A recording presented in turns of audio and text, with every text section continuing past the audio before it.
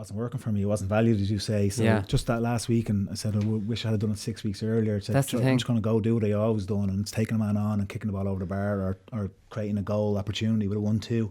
Because when you think about it, I know hindsight is a great thing, but if they were seeing you in a clutch game coming on to get an important point, they have to see you kicking points, right? They're not bringing you on for that 10 minutes to throw the ball around, right? Yeah, 100%. So, you know? Yeah, so that's... See, you should have rang me, Berno. I should have rang you. Mickey Hart here. You're listening to the GAA Hour Football Show. The GAA Hour with Colin Parkinson is brought to you by Paddy Power, home of the Money Back Special. I'm not finished yet. It took me a long time to get here. Welcome along to the best of 2019. This is the best GAA of 2019, brought to you by the GAA Hour, right? So it's not the best GAA Hour. We're not going to champion our own show like the Sunday Game, because I gave out about the Sunday Game too much. So this is the best of the GAA in 2019, brought to you by us. When you started there, I thought you were going to start saying, this is the best GAA show, bar none. Where is he going? I don't go down that road. What are your highlights of the year, lads? Because, when you look back on the championships, always... when you have a brilliant All-Ireland final, you look back on it. But then we were doing the Woolley Awards on Monday, and there was a good few in the mix for Game of the Year. You know, we had Armagh versus Down, we had Armagh versus Cavan, we had Donegal Kerry, we had the All-Ireland finals, we had Armagh versus Mayo, we had Donegal Mayo up in Castlebar. You know, we had a lot of good games. You know, I think it was a really good football championship. We saw the game progress a little bit more towards kicking and offensive football. We are making progress on our championship structures. What happens next year will tell a lot about that. I think it's been a massively positive year in a lot of aspects. Obviously, a lot of stuff around governance of county boards, which we've been talking about a good bit on the show before. This has come to light this year, you know, even though it was well predictable.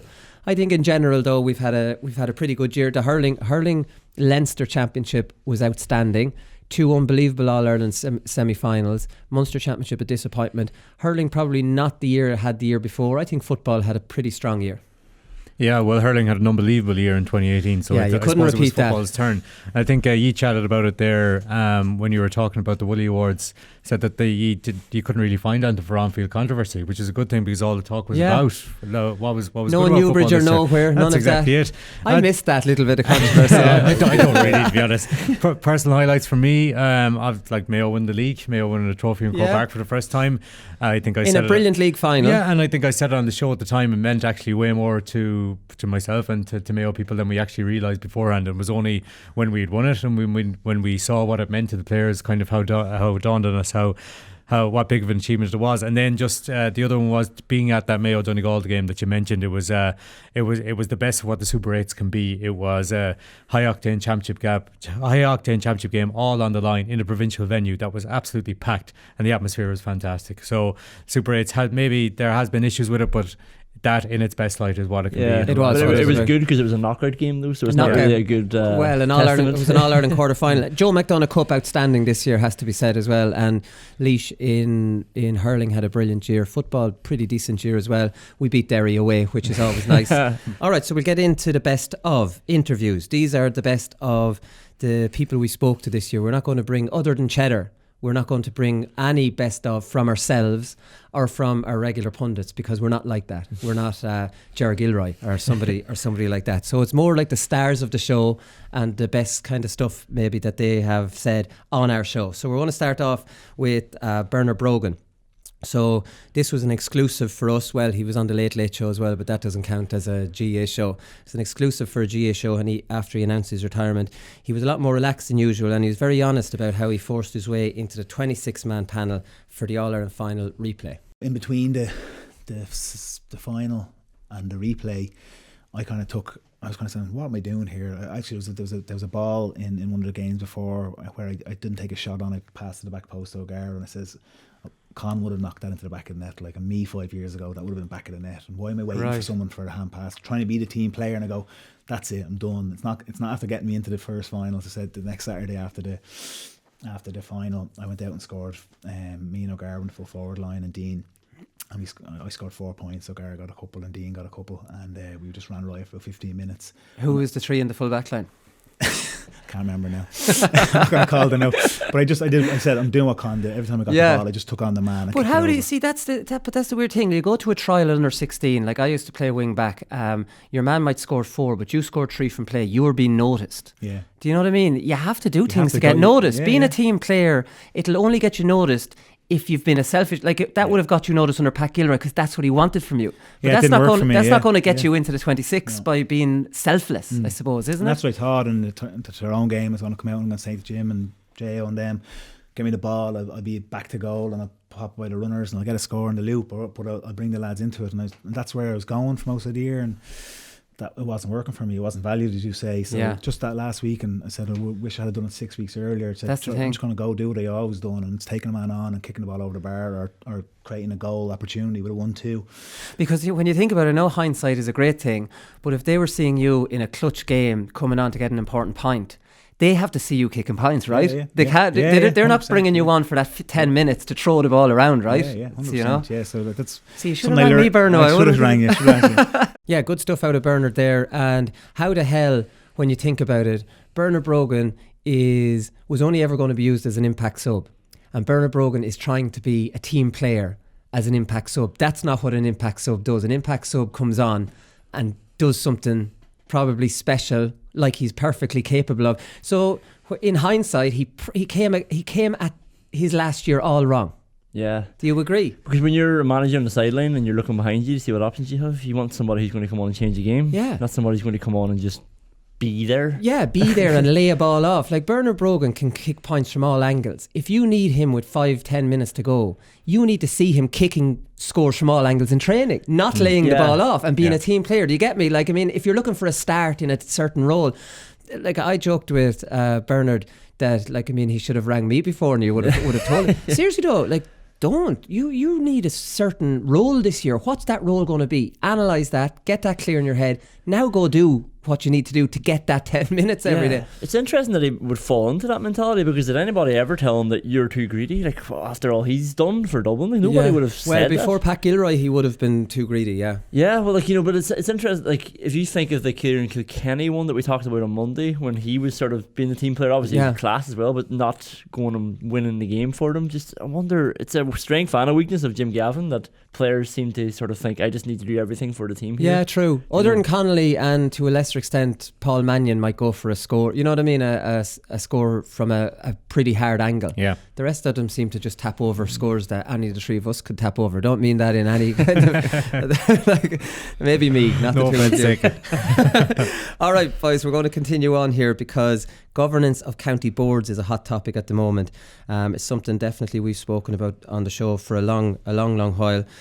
We had Director General Tom Ryan. He was in on the show in February, and I put it to him that they need to restructure the county boards. The game has moved into a professional era, right? So county boards now are like mini football clubs in their own right. They're little businesses. They have to worry about their brands, their marketing, fundraising. They're businesses. They've got amateurs running them. People with no business background would just get voted in through politics, GAA politics, right? So Dublin's structure, they have that same politics. They have a chairman voted in, but he doesn't run the business side. They have a CEO to do that. No other county can afford that CEO. I'm just wondering what your thoughts on this are. That if the GAA put a CEO in every 32 county and use the structure Dublin have with business background that has a proven record of running businesses, because that's what county boards are now. We're not in the dark ages of this being just land there and it all see what we did last year and just continued on, which there is a culture of. It would cost, say, 100 grand a year. Would that be a going rate? I'm not sure. In and around that, it would be 3.2 million at a cost to the GAA. I was reading in 2017 you had to pay 15 million to actually... There's a few of them already. Right, but if you were to fund them, right, because a lot of counties can't afford them. If you were to fund them... There's about 20 of them already, Colin. 20 full-time CEOs running county boards? Yeah, there is, yeah. I wasn't aware of that. Yeah, there is, yeah.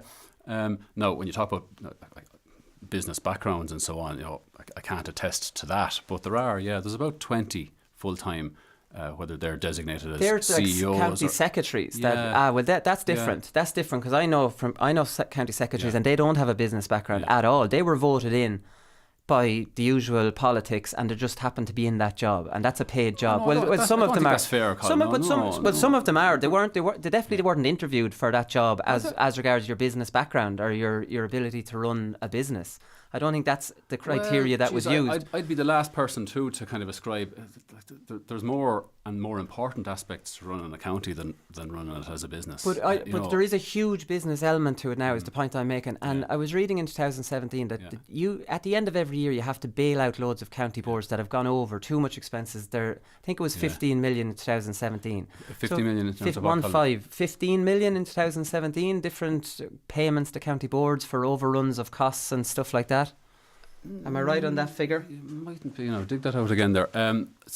I know we'd pay about 10, 12 million to county boards every year, but it's not based on. All right, sorry, here it is. Sorry, just to quote, just under 15 million of the total was distributed by the GAA Central Council in 2017 to counties and clubs to underwrite their operating costs and to defray the cost of their participation in various competitions. Exactly, yeah, but it's not particularly because of something went wrong somewhere. That's just what we do. Like you just pay that out. This is the point. This is the point I'm making. So if you spent maybe 3.2 million to put in a full-time CEO with a business background and use the Dublin model, you're saving yourselves 12 million there. If they can actually balance those books, run things efficiently, and have a marketing department, and there's a funny little thing in there though. Like when you talk about balancing the books and business people running counties and so on.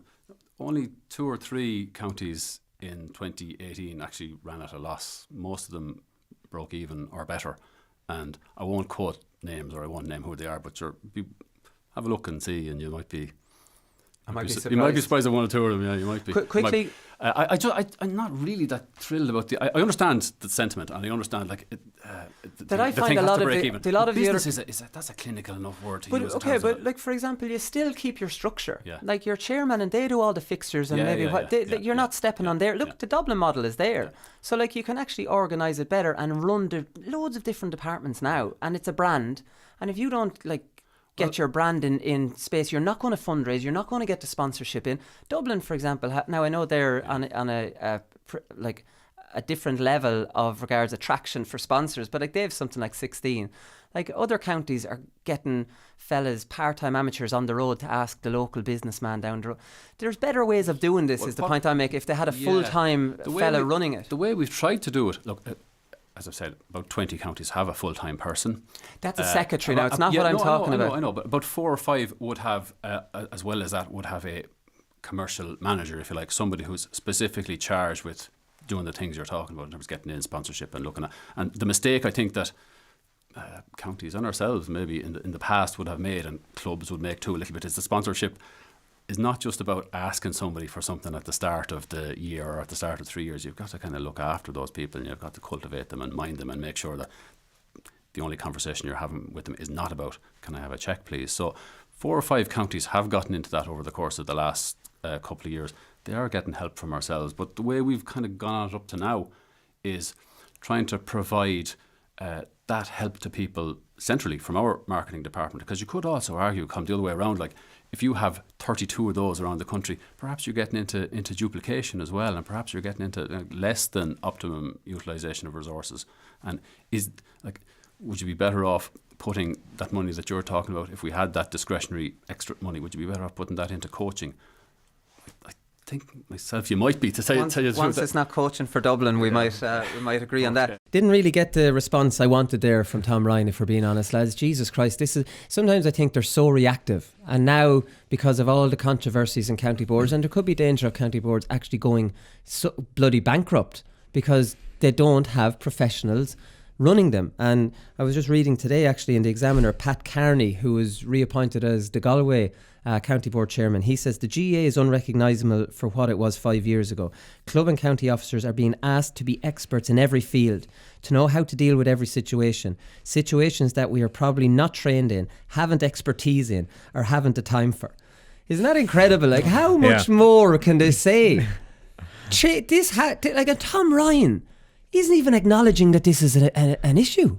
I don't think the interview with Tom aged particularly well. No. I mean, I can't remember exactly. I think it was around February time when he was in. Yeah. So we're talking at a time when there are multiple county boards. I'd say close to crisis at the moment. We're talking about Mayo, Galway. There's another story this week about the wrong fingers being given to the Clare County Board meeting about administration costs or something like that.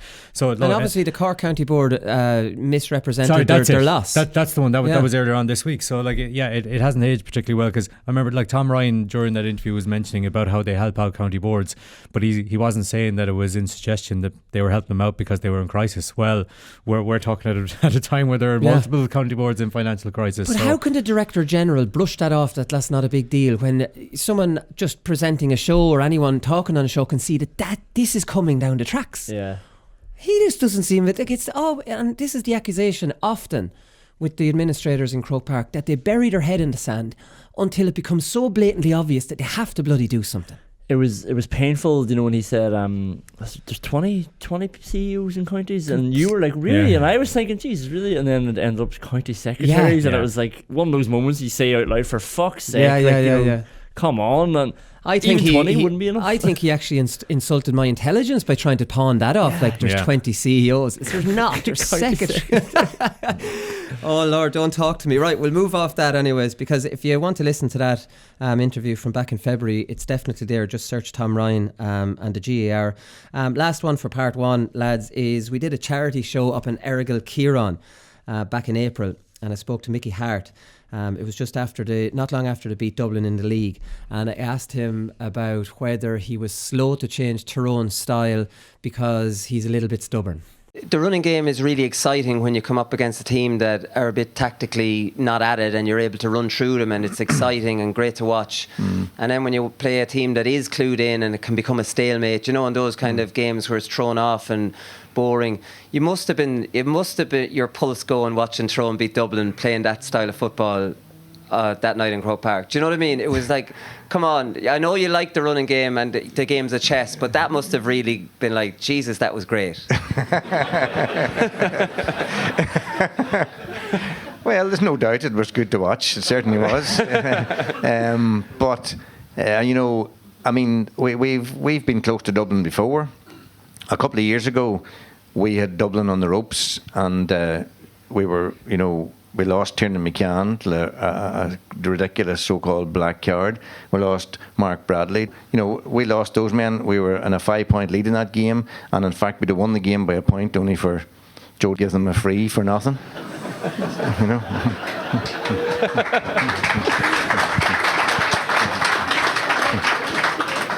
Come here. Some people would say you're stubborn. Is he stubborn? Would you say you're stubborn? Some people say you're eccentric.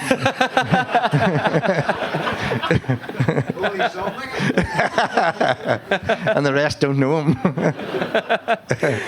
Would you be stubborn to have changed the style because people were telling you to change the style? What do you think? I'm doing the interview. Is he stubborn or not? That's a negative word. I wouldn't choose that word. I'd say I'm principled. Okay. Mickey Hart is a funny sort of character. When he's nice and relaxed there in front of his home club, you can get a bit of crack out of him. Me and him are such different people, but I think he enjoys a little bit of crack as well. And by God, he enjoyed beating Dublin that day, because the smile on his face while he was answering those questions. Yeah, he still didn't admit he was stubborn, though. Yeah, that's him being stubborn. He's principled. Principled. He's been in a senior inter-county dressing room for 17 years as well, so he's a little bit more similar to you than you might. He's dealt with a lot of characters up there too. I mean, and when you talk to Owen Mulligan, some of the stuff they would have got up to when they were winning All Irelands, and Mickey would have, he would have been very strict with them, but there would have been no question if they stepped out of line, you're gone. Yeah. That wasn't the way Mickey Hart operated, and you never really heard too much controversy coming out of Tyrone. It was kept kind of in-house. Yeah. Do you know with some managers, I think in the Premier League, it's like they get older and they want to win their way to prove a point. It's not even that they think it's the best way. But I think with Mickey Hart, it's more that he's just too afraid to open up nowadays, like, and thinks this is the best to get out of Tyrone, even when he watches like Tyrone do that against Dublin and Croke Park. Yeah, I think with the advance mark next year, you want to watch this space for the likes of Tyrone with McShane. It's unfortunate Matty Donnelly won't be around, but you have Derek Hanavan in the mix. I think Tyrone, I know they kind of bottled it a little bit this year after the Donegal game, the style of play. But use both of them and have Donegal thinking, right, well, they're going to come with this good diagonal ball to McShane, but let's come to Donegal with more of a running game. I think they were too obvious. They went from one extreme to being blatantly obvious the other way. And 2 games before Donegal, they hammered Derry and Antrim, and with the same style of play. And Donegal were just waiting, to use a cliche, in the long grass for them. But I think next year they will evolve it and be a little bit more direct. I know the offensive mark is going to be different next year than it was this year, but you mentioned to him about the offensive mark for Tyrone, and rather than focusing on how it might help them in attack, he was more concerned about like how problematic it's going to be for the defenders. Ask Conan about that mentality. You see, I thought it. Ulster says no. I don't have as much faith in Mickey Hart kind of transitioning to a new style of play for Tyrone as Edie, because I think he tried it a bit last year, then he was spooked by Donegal, and then he just went back to basics again. And I think that's just his principal style or his stubborn style, whatever you want to call it. And I think he's going to be more thinking about how do I counteract the offensive mark this year in terms of defence, as opposed to how can I exploit it in terms of attack, which was the other way. But that's just going on. If they didn't have Cottle McShane, I would say you have a point. But I think he was a. Do you remember the catch against Galway in the league up in Omagh? Like, this lad is a machine. But the only thing in here is that was an advantage anyway. You didn't need to win a free kick out of it. Kick the ball into Cathal McShane 20 yards out. That's as good of advantage or as good of encouragement as you should need. Yeah. But then I don't know. Like an adult, I still think he might be thinking, geez, I don't want Michael Murphy and Paddy McBurdy to have all that space, and win a handy free. Okay, stop. You're depressing me now. We'll leave it at that. Okay, we'll take a break and we'll come back in part 2.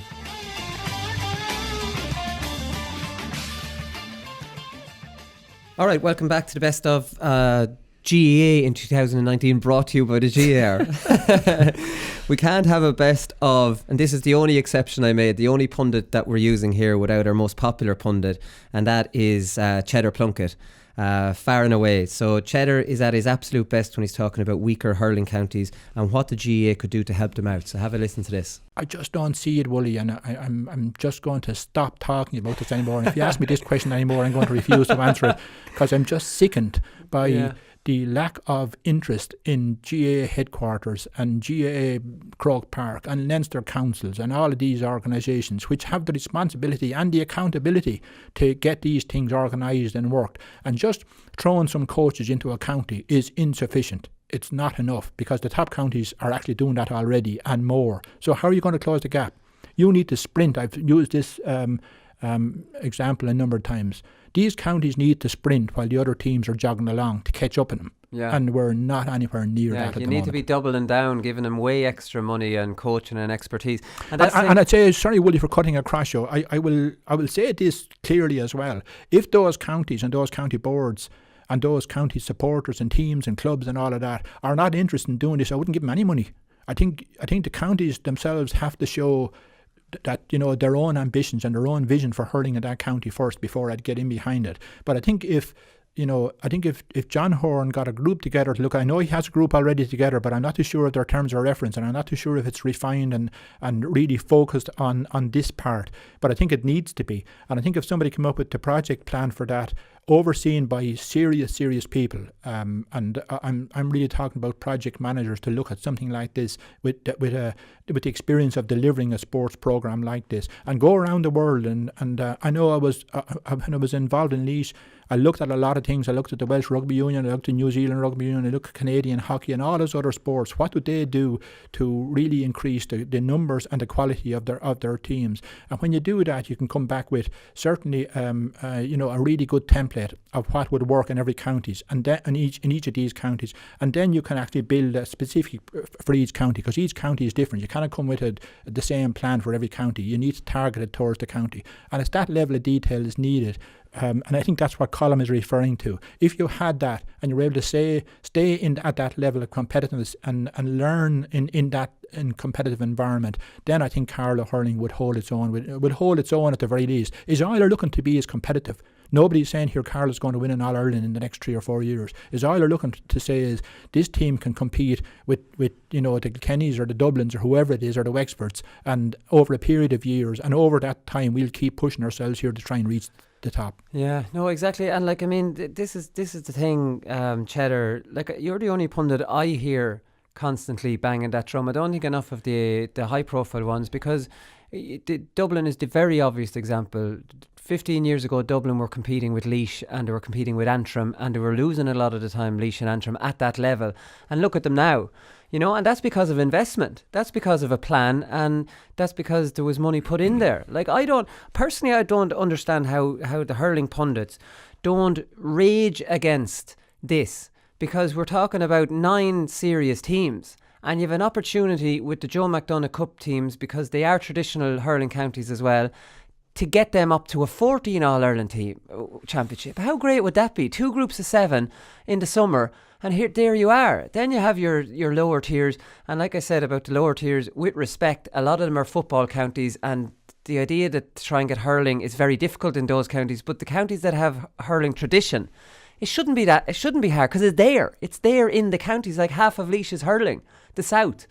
It's not like you have to develop that. That's there already. No, I agree with that, Wooly. I think that's one of the preconditions. There would have to be a geographic base, to be able to step up to this level.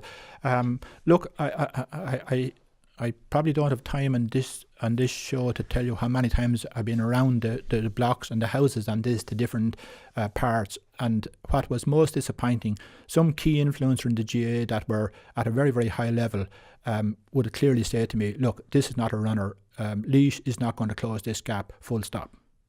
Really? Absolutely. And I just, even though Dublin did.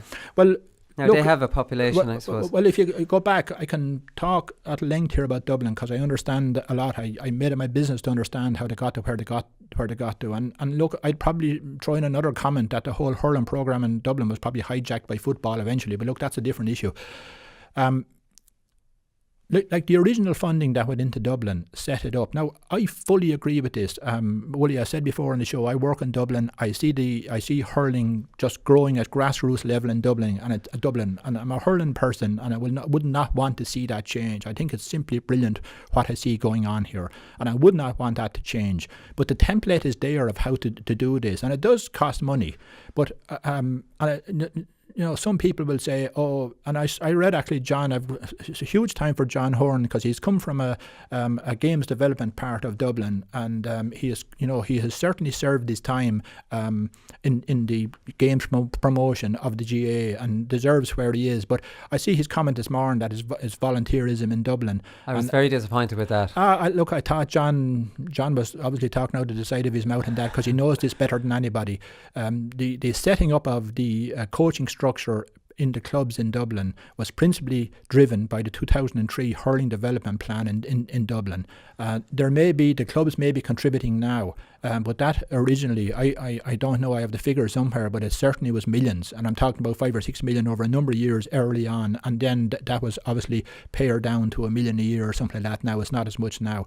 And look, that's something like 60 or 70 full-time coaches in clubs in Dublin, clubs and schools in Dublin, overseen by 4 or 5 games managers. I fully applaud that. I think it's brilliant, and I think it's really needed in Dublin, and I probably would like to see that with more focus now for hurling in Dublin, to get in behind the Dublin senior hurling team at the minute, to make sure that whatever performance improvements they make and whatever success they have is underpinned by a really, really good system of production of quality players for the future for Dublin. Why can't that very same template targeted towards the Carlos and the Westmeads and the Laois and Offaly's of this world now be put in place for those counties with sufficient funding? But I'd give no funding to any county if I didn't think that the development plan for that county was innovative and comprehensive enough to develop this. And just talking about coaches and that is totally insufficient. And I've heard it being spoken about Offaly. Totally insufficient for Offaly.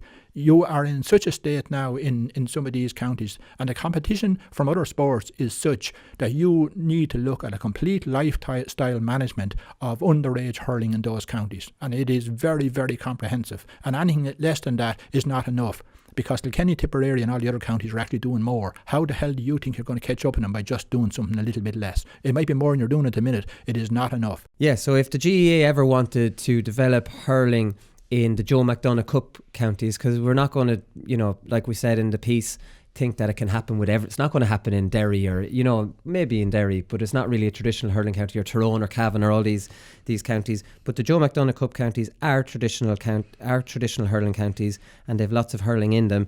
Why would they not employ Cheddar Plunkett as a project manager for hurling development and put a plan in place and put money into it? And we'll have maybe a 15-16 team All-Ireland in hurling. Wouldn't that be fantastic?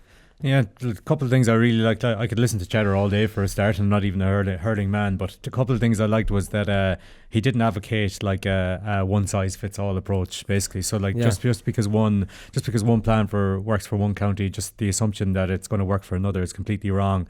Structure might be wrong. You know, structure might be good in one county, but the quality of coaching might be poor, vice versa. So you can't just go in with the same plan. And the other thing was, just trying to think that the other thing was just that, well, it actually kind of stood out to me that, he said that no funding will be given to any county if their development plan is not innovative or progressive enough. So I think that's really kind of encouraging to say as well. But just goes back to, like, as you said, can you just hire Cheddar as a project manager for hurling development and solve all problems? The GAA administrator high up come and telling him that, you know, Laois are never going to bridge that gap.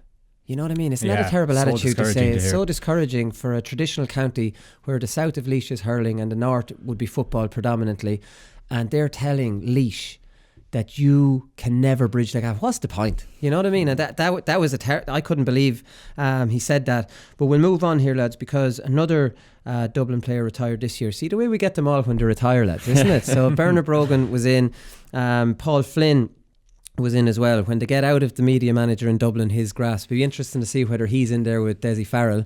Surely Desi will get rid of that lad.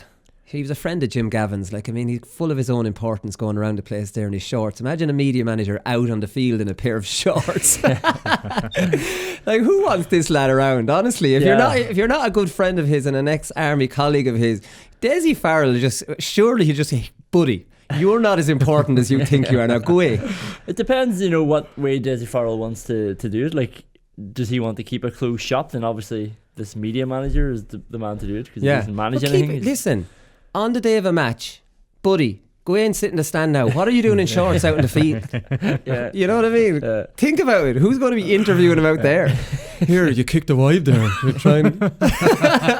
Oh, this lad amazes me. Like, I've never come across a fella who's just so important in his own mind. How Jim Gavin entertained him. Anyways, let's move on. Jim's gone, and hopefully that fella will be gone as well. Anyway, Paul Flynn came in, and we had a good chat about how wing forward play changed during his time with Dublin. Yeah, the kickouts was always one of my strengths growing up, like, you know, my hands, and then when we kind of started adopting that kick-out style with Stephen, and I was just, you know, it really worked. But, like, you know, and it's not as easy now to kind of to get that space in half forward, you know, because people are more kind of aware of it, you know. Zonals, the zonal defense kind of really kind of mitigates against that. But again, at the same time, at that period of time, I remember even in 2011, that All-Ireland final, Kerry were very aware of it, and I didn't get as many. Now I had a hamstring injury going into it, so I wasn't able to make them long runs. But Kerry were aware of it, and they dropped two players into the zones. So they tried to kind of to stop that impact, because that was one where we used to build a lot of our attacking plays from, which we get it out to the pockets and then, you know, transition quickly. So. But yeah, no, that did get you into a game, and winning your own ball still is critically important to any inter-county player. For your own confidence, you're like, I don't need someone to pass me the ball. I'm going to win my own ball from these kickouts. You know, I think that's a great thing.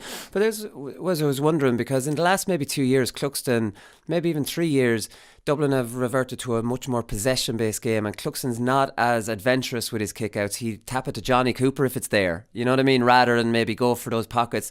And there's obviously reasons for that, because teams are dropping players into it. So, like, I mean, would you find yourself in a game having to adapt, going, right, well, I'm not getting my guaranteed possessions now. Now I have to try and mix it up a little bit and, you know, get on the ball in a different way. Yeah, and it probably fed into people not being involved in games as much, you know, and having an impact on your own performance, because that was the strength of mine. And then you're trying to adapt, and you know, when you're getting like, as well as that in the early doors, when in say in 11 and 12, I very seldom got man marked. You know, you just have a kind of a half back who would, you know, be attacking, or they would be there but they wouldn't be man marking you. And then, like, more recently, like, all 6 forwards get man marked, and then they have a sweeper who will kind of cover into the space or whatever like that. And that was a different dynamic as well, because you really have to work hard to get on the ball, where it was that a bit easier, bit easier prior to that. So yeah, no, that's how the game evolves, and it'll continue to evolve going into the future as well. Yeah, is it as enjoyable, the game now, where it's kind of disorganised and you're floating around, you're getting a hand pass? Like, I mean, you can't really do anything with that hand pass. You just have to hand pass it off. Whereas your natural game would be to give it inside, or, you know, or do something. You always want to do something on the ball. Is it difficult to kind of come to terms with the fact, right, I'm getting a ball here now and I'm probably just going to pass it off backwards and then just run around somewhere else, you know? I said there recently, like, in 2014 was a really enjoyable year for me, because we played that, like what you were saying. You were flying it that year, yeah. But we were playing really good, really expansive football, where we did take risks. We kicked the ball a lot. Of course we made mistakes, but we always backed ourselves that we win the ball back, and then go on the attack again. And we didn't tend to play with a sweeper. We went man to man, and that was really enjoyable. Obviously, like, you know, and obviously for myself, you're right. I would have always liked to get the ball and try kick. I remember, you know, when Alan was playing centre forward and I was winning them kickouts, like, the amount of times that I just catch it and kick it up to where I was, you know. So if and Alan would be breaking across, and Alan would be there, and you know, we had such a good relationship. And then when he left, and I might have been a little bit closer to goal, the amount of ball I kicked to Bernard was like, you know. And I look back now on games and I'm saying, that's like, you know, it's crazy how much we used to look for one, or I used to look for him, and it wasn't because I was thinking it. It was that relationship there, and that happens when you play with guys, you know, through the years. You just know what runs they're going to make. He knows, you know, a good forward will know that if I'm going to turn on my right foot, I'm going to look to kick it. I'm not a ball carrier, really. I'm a guy who likes to use the boot, and so he'd be clever enough to be able to feed off that. And Alan was similar, like. But now the game has changed a bit, where, you know, you might be looking up and there's a sweeper there in front of you, so you have to be a little bit more clever about your ball usage. But you know, that's just part and parcel, I believe, of. And I know, you know, you have views on this, but I think it's part and parcel of how the game is going to evolve. Yeah, so that's interesting how Paul Flynn would have had to change his game a little bit as Cluxton changed his kickouts, because he was such a big target for Cluxton. Then players start standing in his way. He started getting double marked, and Cluxton started going to Johnny Cooper the whole time. So now Paul Flynn is like, Jesus, all my possessions that I'm almost guaranteed in a match, they're gone. How can I change? Do you know what I mean? And it probably did have an impact on.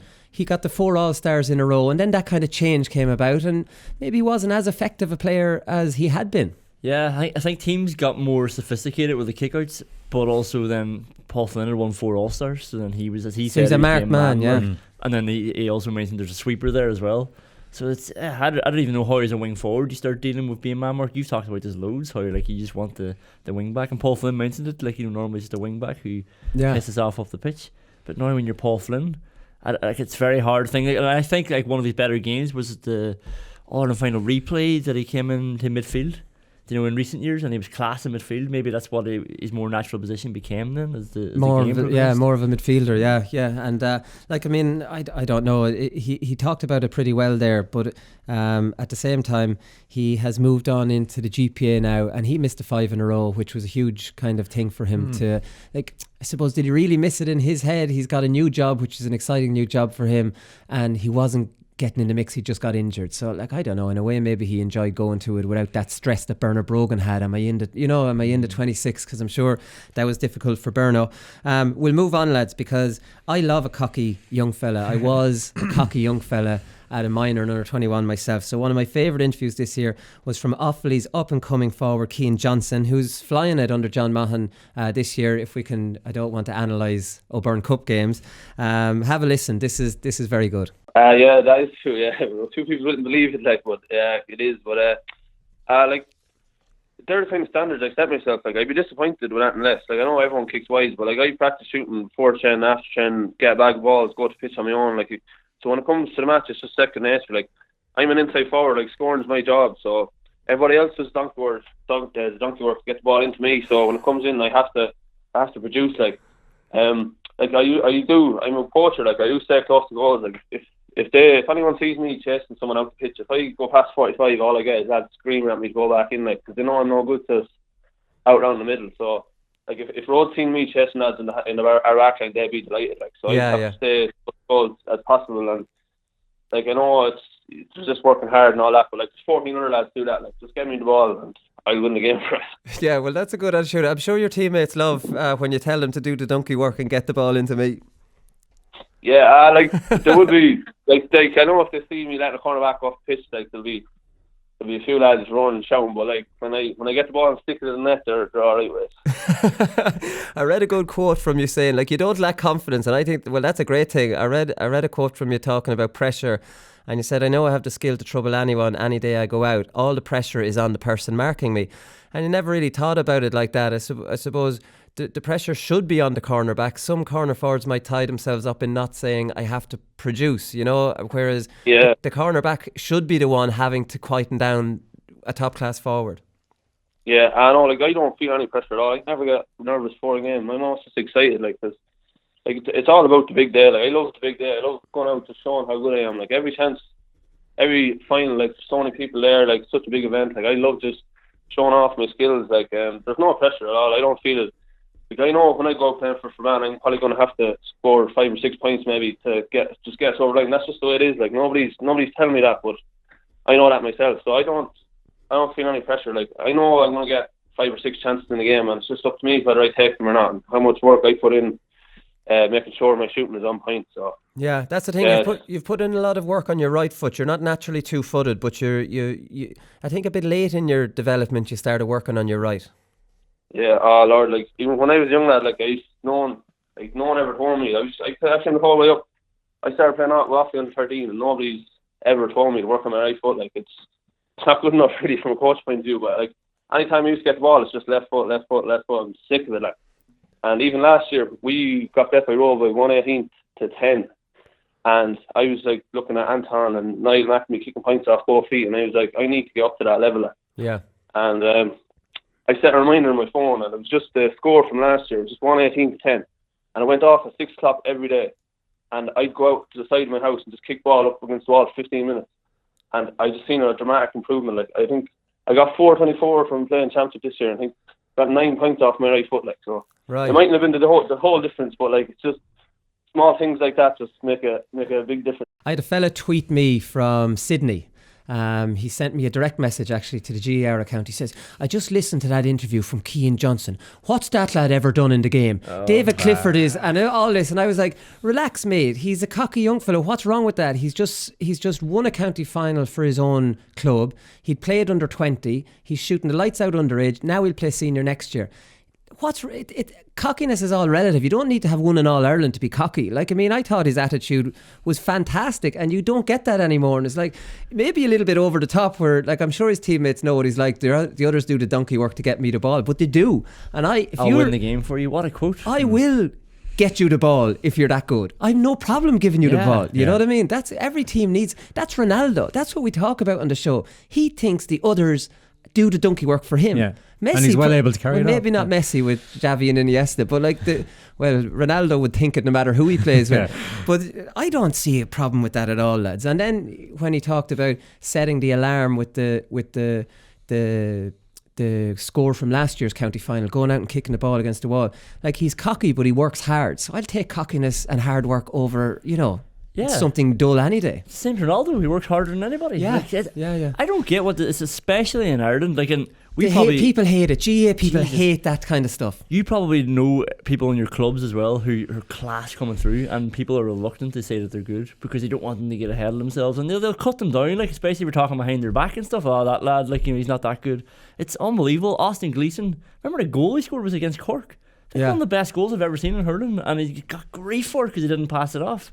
He did something amazing that's going to be shown in highlights reels forever. Yeah. And like, it's just the attitude. And when he lost the final, people couldn't wait to take him down to size.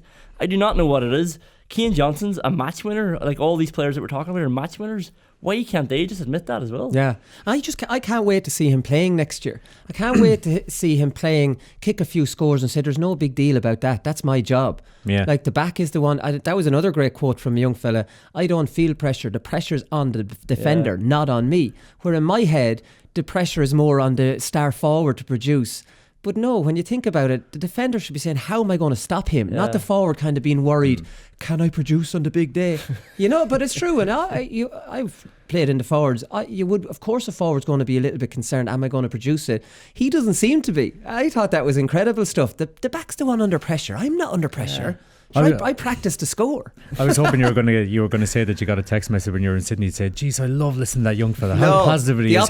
How confident he is in his own ability." Do you know what I mean? When he's saying stuff like, "I'll win the game for us. Love the big day. I love showing people how good I am." And like, you can't have a tactic with Kieran Johnson. You can't say to a fit cornerback, "You run him up and down all day. Just tire him out." He's just not going to chase you, and he's adamant about that. He's like, if the manager is telling him in the dressing room now, number 15 works as hard as number 2. Not for Kieran Johnson. He'll let them wander to the 45 and that'll be it. He's there to score points, as he said. I think he said something like, I know I'm expected to score 5 or 6 points today, and he's very comfortable with that pressure. It's so rare and so refreshing to hear that attitude. Very rare and very refreshing. You're dead right. Okay, brilliant stuff from Cian there. We'll be back in part 3.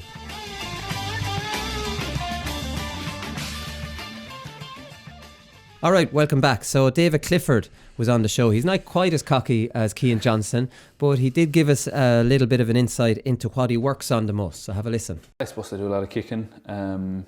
Kicking for scores, or just in general? a lot of kicking for scores, a lot of just ball striking. I suppose one thing, if it's going to let me down, is probably just not getting a good strike and a shot, maybe or rushing a shot or something. So just trying to, I suppose something I really worked on this year is just trying to, like, if you can imagine, kind of slow down in that 1 or 2 seconds and just make sure your strike. I think it's funny enough, it was actually Barry John Keane who was played corner forward with Kerry for about the last 8 or 10 years. He just said it to me a few times that, like, you're trying to nearly kick the paint off the ball rather than just I suppose concentrating on your strike and then where it's going will probably look after itself. So it's just about a big thing I work on is just trying to get consistent ball striking, I suppose. Did you always have the left and right, or did you have to work hard? No, I didn't. Big time, I didn't. I suppose I was very left-footed. You'd hear the call of watch his left probably and stuff in under 14 and 16 games and stuff. So I suppose that's probably something itself that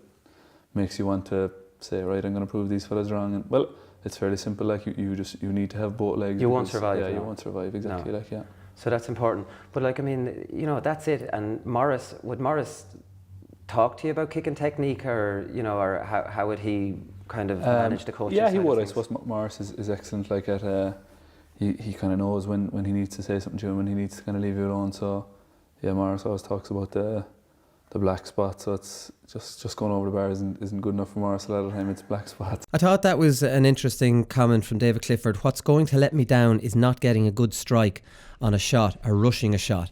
And straight away, what jumped to me was the All-Ireland final first game, where he had 2 or 3 chances early and he snatched at them, and they were on his left. Do you know what I mean? And I think maybe because of the pressure of an All-Ireland final, he rushed them or didn't get a good strike on them. And it was just like, when I saw him doing that, it reminded me of what he had said back earlier in the year, of what he tries to work on. Obviously in the replay, they were going over an awful lot easier. Yeah, and so unlike David Clifford, because it seems like every time he strikes it, he hits it perfectly. And I remember wondering, is this because it's David Clifford that we're rating him too highly already? But just thinking, for God's sake, he should be putting those over. Yeah. Do you know when? But I was rooting for him in that first All Ireland, because I was thinking in my head, Jesus, the pressure he's under now. He's first All Ireland. He's so young. So when he missed the first two, I was not a Kerry supporter, but I was actually really disappointed for him. I was like, geez, I hope things go well for him. You know, that kind of.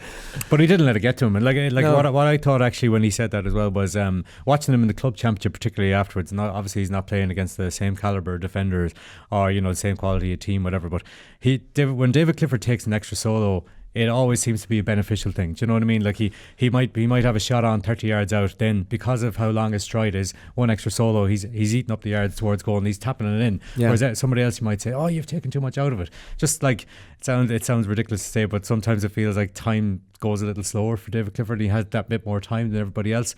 And just on the All Ireland final, while it didn't go from the start, he didn't let that get to him, which is a huge sign of his mentality. Yeah, but he's a battler. Like, I mean, he's a warrior. He's a tough bit of stuff. Yeah. Like, I mean, mentally, I think he's very strong. So a few wides wouldn't bother him. He battled his way to a solid performance at that All Ireland when it could have all fallen apart for him after a few. If solid for his standards, good for anybody else. Yeah. And then in the replay, he was so much better. It's smart to see David Goff as well and get Johnny Cooper sent off. That was so obviously a free out, lads, wasn't it? Poor Johnny Cooper. All right, Alan Brogan made a few guest appearances on the show this year. The first appearance he made, he was explaining how he switched to corner forward in 2002. When it could all have been so different. I went into Dublin panel in 2001 when Tommy Carr was in charge, and he was only 18 at the time, but he was looking at me as a wing back. Because you're a wing back as a minor, right? Wing back in the minors, yeah. So the following year, I wasn't on the championship. The championship panel that year, myself and Barry Cahill went to New York for the summer. But the following year, I came in and we were out training in Nave Brogue, and I was a corner back, and Mick Casey, Paul Casey's brother, was a corner back as well, and we were the last two left in the team. So Tommy said he went as a forward for the first half, and then we swapped, and I went as a forward for the second half. And in the second half, I kicked four. I might have kicked 1, 2, or maybe 4 points. And we were playing Clare the next day in Nave Brogue, and Tommy put me in corner forward. I got 4 points that day as a corner forward, and ever since then, thank God, I never ended up back in the backs again. No, and I would have been no good. I wouldn't have made it as a back. There's no way. So Alan Brogan as a corner back, lads, how about that? That would have been funny, wouldn't it? Imagine like an also ran. Jeez, he was never as good as the father. It's unfortunate, but look, he tried his best there, but he wasn't tight enough or physical enough. First of all, like, how was Alan Brogan one of the last two to be picked on any team? Yeah, true. And then how did anybody think that Alan Brogan was a cornerback, including Alan Brogan himself? Yeah, is Alan the oldest of the? Because Bernard Senior was a midfielder, right? So Alan's the oldest son, yeah. So they weren't identified as going to be the top forwards from a long way out. But I just can't imagine anybody looking at Alan Brogan thinking this guy would make a good cornerback or even a wing back. See, he played wing back as a minor, so that's where he was put in that category. But he was bombing up the field, and like, he scored a great goal in the All-Ireland semi-final minor against Down. I think they might have lost it, but it was a brilliant individual goal, and I was like, that man's a forward here. So then he's brought in on the panel, and he's like the last two picked for training. Look, we'll give you both a go in cornerback and corner. It's mad, isn't it? Scary. And that year, 2002, Dublin won the Leinster for the first time, and I think Alan deserved an All-Star that year. He was outstanding right throughout the Leinster Championship. How many Alan Brogans are there who never got to play in corner forward or play half forward? Just on a high stool saying, no, that was me. They've been told to play back the whole life. Imagine he played corner back that morning, got clean, and go, look, this isn't for me. Take a pull or something. And then Bernard saw that Alan didn't make it, so he's like, that's not going to happen for me. Bernard's so like, here, listen, there's a local drug dealer. Will we go down in? I'm a worse cornerback than him. All right, so Patrick Horgan was on the show. Cork lost the All-Ireland quarter-final this year, lads, and Patrick Horgan still got nominated for Player of the Year. That'll tell you how absolutely unbelievably brilliant he was this year. Here he is, like Clifford. I don't know whether I'm edging towards asking these lads what to practice on in all the interviews. Am I becoming a one-trick pony? Here he is explaining what he works on. And when you practice, is it always freeze, or are you practicing points from play, or who's poking it back out to you? Some young lad from the Glen? Yeah, there's have you got a team? If you wouldn't behind the goal, they'd be banging it out. But I actually don't practice freeze much. Only like when I go proper training session, like when I'm warm, I'll get into that. It's just like I do a lot of like visualization and visualizing the positions I'll be in. So I don't know, does that work or whatever, but I'd tick a box by doing it anyway. Do you like to make that run out under the stand and then go put it over your shoulder, left-handed, back over the bar? Is that a trademark? Just visualise doing that. Is the do thing. you? Yeah. I visualise doing that a lot. And it's run around the 45 usually you're shooting from there, isn't it? Yeah. Diagonal run out and but and over the shoulder. Yeah, practicing in general is just striking ball on the run. But it's that over the shoulder one I'm sure you have to practice, because I don't know how you generate the power, because there's not much backlift, you know, it's obviously all in the wrist there. Yeah, it's I just keep doing it until it's a normal strike, like. Right. I try to practice it so much that if I'm on the front foot, it doesn't feel as comfortable as I do on the back foot. Yeah, because you can't be blocked on the back foot, right? Well, it's difficult. It's hard. Yeah, there is fellas can do it though. To be fair. So lads, I don't want to analyse this too much for you two imbeciles when it comes to hurling, but over the shoulder is technically very difficult to do. It's very difficult to generate the power, and as Brian Carroll said on Monday, I didn't notice he actually uses a very, very very heavy hurl. So, correct. Yeah. So imagine trying to. Did he say wider boss as well? Yeah. So like, I mean, and then we had Cottle Barrett on the show last week saying he's impossible to block down, because when you go off the back foot, obviously you can't tackle the man. It's very hard to reach your hurl in and get the block on. So like, I mean, he practices so much, he visualizes it so much that it's just normal for him. And it's like a normal. I thought it was crazy when he said if he's actually planting his 2 feet, it feels more awkward than when he's going off the back foot. Yeah. Mad stuff. And not to blow smoke up yours or the GAA ours, but this was an amazing interview, probably one of my favourites. Really? Yeah, it was really good. He just... Now, mostly because of him. Like, well, obviously. But he came across really well. Like, he did, likeable too, didn't he? And like just so open as well and talking about like, what he's thinking. Just very relaxed about talking about. He reminded me a little bit, you know, sometimes I feel rugby players are a lot more comfortable just talking about tactics, and you know, Rory Brogan was very good on the show during the year.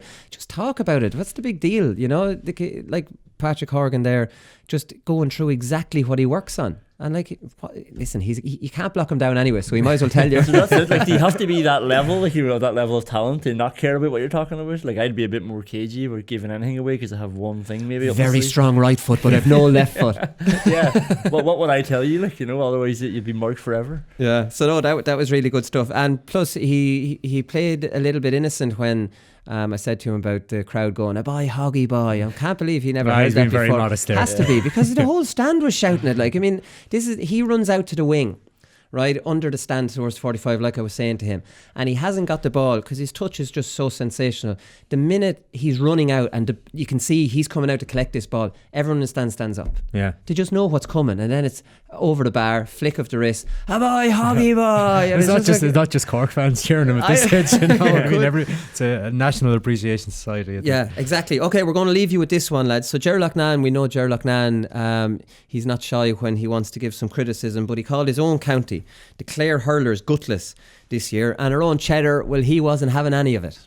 I wanted to talk about Ger for a minute, first of all, because Ger made the point about Clare players being gutless. And he was talking about his own county and his own neighbours here being gutless. I'm old enough to remember the Clare team of the 70s that Ger played on. They won 2 national leagues in 77 and 78. They were hammered by Limerick in the championship in 74. They were beaten by Cork in the Munster finals 77 and 78. They were hammered again by Limerick 2 or 3 years later. There was obviously no print media around at the time, and certainly the print journalists at that, or no social media around at the time, and the print journalists at that time had a massive amount of respect for players, and that type of commentary didn't happen. And I do remember, and I stand corrected in this, Ger, a year or two speaking about that 70s team, and you know, he spoke really eloquently about them. Now he seems to have a very different view about the current Clare team, who have won an All-Ireland, won a National League, and, you know, are working really, really hard. I think the performance of Clare this year had nothing to do with gutlessness, and throwing away that sort of remark was irresponsible, to be honest with you. And you certainly cannot throw it away unless you can back up yourself in your own career that it didn't happen to me. Cheddar versus Loughnane in a no-holds-barred fight to the death. Great debate. The next great debate. I was just thinking, yeah. Jeez, yeah, we just ding ding ding. We've got a potential match for the great debate. You're like Patrick Horgan, so cocky, just giving away all our ideas. Doesn't matter, we get another one. That's fantastic. I know Cheddar was very good there. In fairness, sometimes I think, you know, Ger Luckman, he says a lot of stuff I don't think he means. He just wants a reaction out of it or whatever. Clare hurlers don't seem to pay any attention to him, but Cheddar wasn't having any of it anyways. Right, that's it, lads. That's it for 2019. Thank you very much. Like, without blowing smoke up our arses, but we've had our strongest year since we started. So thanks very, very much for listening, both on the hurling show and on the football show. We are going to be back on the 2nd of January. We're going to have Ger Brennan in studio and Cheddar in studio, and myself and Conan as well, and we're going to preview the All-Ireland Club semi-finals. So we'll talk to you then. Thanks very much for listening. You can say goodbye if you want, lads. All right, see you later. Thank you. Happy New Year.